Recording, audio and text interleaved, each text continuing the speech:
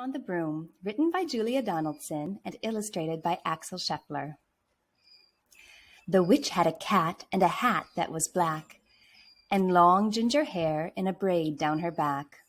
How the cat purred and how the witch grinned, as they sat on their broomstick and flew through the wind.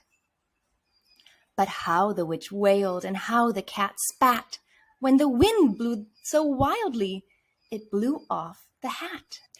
Down, cried the witch, and they flew to the ground. They searched for a hat, but no hat could be found. Then out from the bushes on thundering paws, there bounded a dog with the hat in his jaws. He dropped it politely, then eagerly said, as the witch pulled the hat firmly down on her head, "I am a dog, as keen as can be. Is there room on the broom for a dog like me?" "Yes," cried the witch, and the dog clambered on. The witch tapped the broomstick, and whoosh, they were gone. Over the fields and the forests they flew. The dog wagged his tail, and the stormy winds blew. The witch laughed out loud and held on to her hat, but away blew the bow from the braid just like that. "Down!" cried the witch, and they flew to the ground. They searched for the bow, but no bow could be found.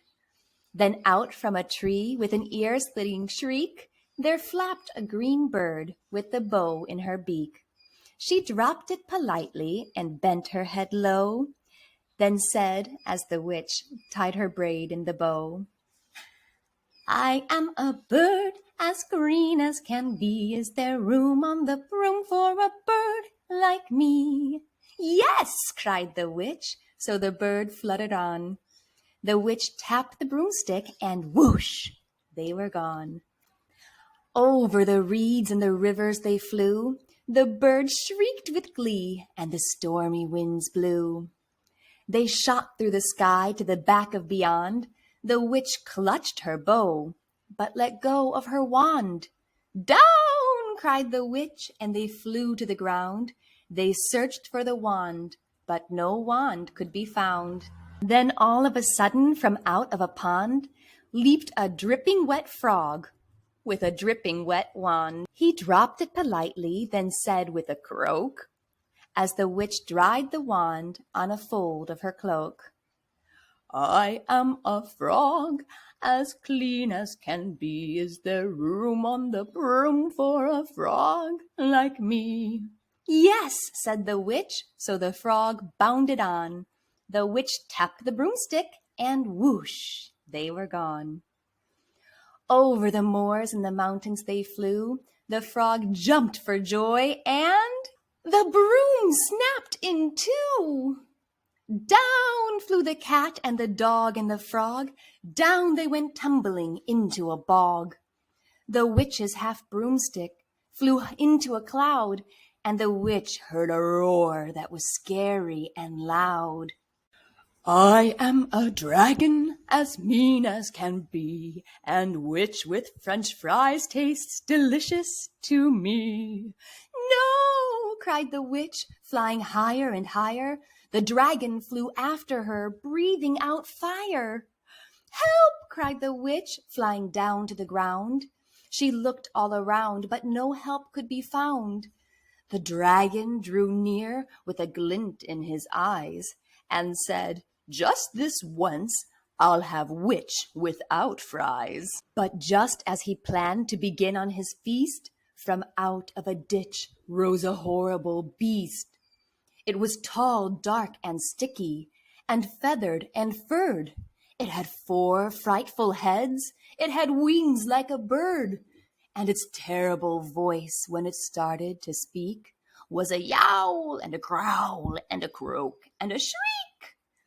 It dripped and it squelched, and it strode from the ditch, and it said to the dragon, "Buzz off, that's my witch." The dragon drew back, and he started to shake. "I'm sorry," he sputtered. "I made a mistake. It's nice to have met you, but now I must fly." And he spread out his wings and was off through the sky. Then down flew the bird, and down jumped the frog.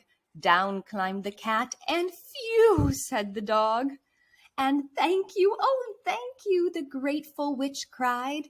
Without you, I'd be in that dragon's inside.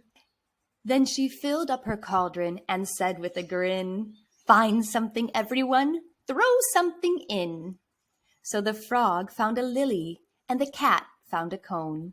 The bird found a twig, and the dog found a bone. They threw them all in, and the witch stirred them well, and while she was stirring, she muttered a spell.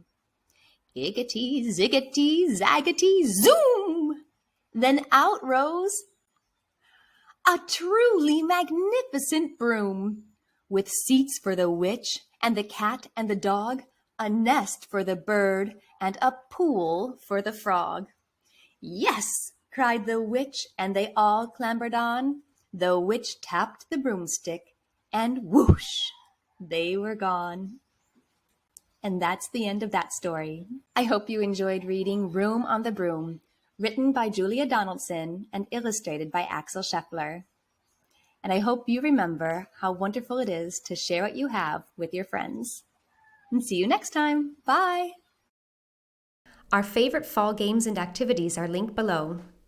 Teachers Pay Teachers is a website where you can find thousands of free and paid educational materials made by teachers around the world.